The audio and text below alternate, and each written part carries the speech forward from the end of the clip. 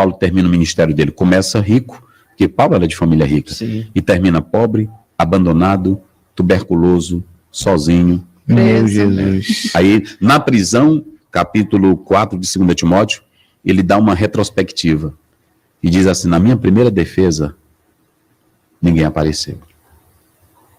Paulo foi abandonado por grandes companheiros do ministério. Paulo foi abandonado pela igreja. Na minha primeira defesa, ninguém apareceu. Se hoje Paulo fosse vivo, tem estatística aí, estatísticas, tantos pastores se suicidando nos Estados Unidos, tantos pastores se matando, mas você sabe o que é? Decepção não com o chamado, decepção com o próprio ministério que ele achava que ia dar o estilo de vida que ele queria. Porque eu tenho que saber que eu fui chamado para esse ministério, e nesse ministério eu não vou ter glória. Nesse ministério eu não vou ter status. Nesse ministério eu não vou ter nome. Vocês sabem qual é o maior problema? É que quando alguém entra para um ministério pensando que aqui é lugar para ser feliz. Muitos entram pensando que ministério é um lugar para se fazer. Esse era um pastor para ser um pastor mais decepcionado e triste no mundo. Meu Deus. Lógico, não é isso? Hoje tem pastor que se um membro, aí ele pergunta, se o membro criticar ele, ele adoece. Ele não aceita crítica, ele não aceita opinião numa reunião. Eu estou errado? Ah, não. Ele não aceita contrariedade na mensagem dele. Vou finalizar dizendo uma coisa, que tem muita gente me ouvindo, de muitos pastores. Eu entrei no ministério sabendo que eu vou ser criticado. Eu entrei no ministério sabendo que tem crente que não me ama.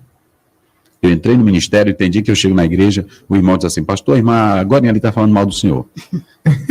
Aí eu passo por ela: Padre, senhor, minha santa, como é que está? Está bem?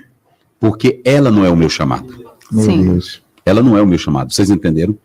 Então, se o irmão, ele pegar na internet, eu vejo aí na internet, eu não concordo com o pastor, eu não estou me importando se ele concorda. Paulo diz em Romanos 14, tenha tudo bem definido. Eu estou sabendo que eu estou pregando a palavra de Deus. Eu não estou pregando ideias minhas. Sabe qual é o maior problema? Quando eu vou para o púlpito com ideias, quando eu vou com Bíblia, eu não peço perdão. Paulo tinha decepção? Não.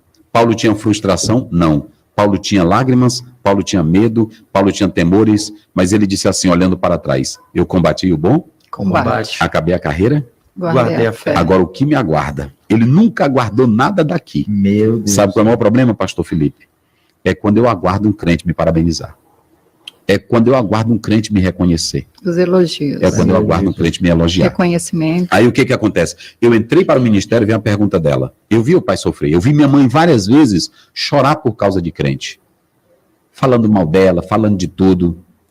E eu passava, às vezes, eu ia para o banheiro, eu passava 3 horas, eu escutava meu pai orar. Eu escutava meu pai orar. Aquilo ali começou a me marcar.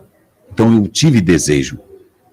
Eu quando fui para o ministério, na época, não tinha ainda esse glamour que tem hoje. Não tinha nada disso. Inclusive, quando eu fui, era numa época, não vou citar o nome aqui dessa igreja, que é a terceira maior hoje do Brasil, mas quando eu fui, era a igreja que estava mais sendo ridicularizada, e quando eu passava na rua de gravata, que eu sou de gravata, aí o pessoal dizia: um pastor vagabundo, pastor sem vergonha. E eles diziam, por causa desses escândalos. Nada disso tirou a glória de ser pastor. E para finalizar, eu vou dizer o seguinte: quem sabe e coloca a sua vocação no chamado, pode ter o que tiver, mas você nunca vai se decepcionar. Amém. Porque você sabe quem te chamou. Sabe da sua vocação. Pronto, é só isso. Eu sei em quem tem um Cristo. Ah, verdade. Agora, quem entra para o ministério, porque é o seguinte, o papai colocou, a mamãe colocou, o porquê quer fazer a vida, ele vai se suicidar. É isso aí.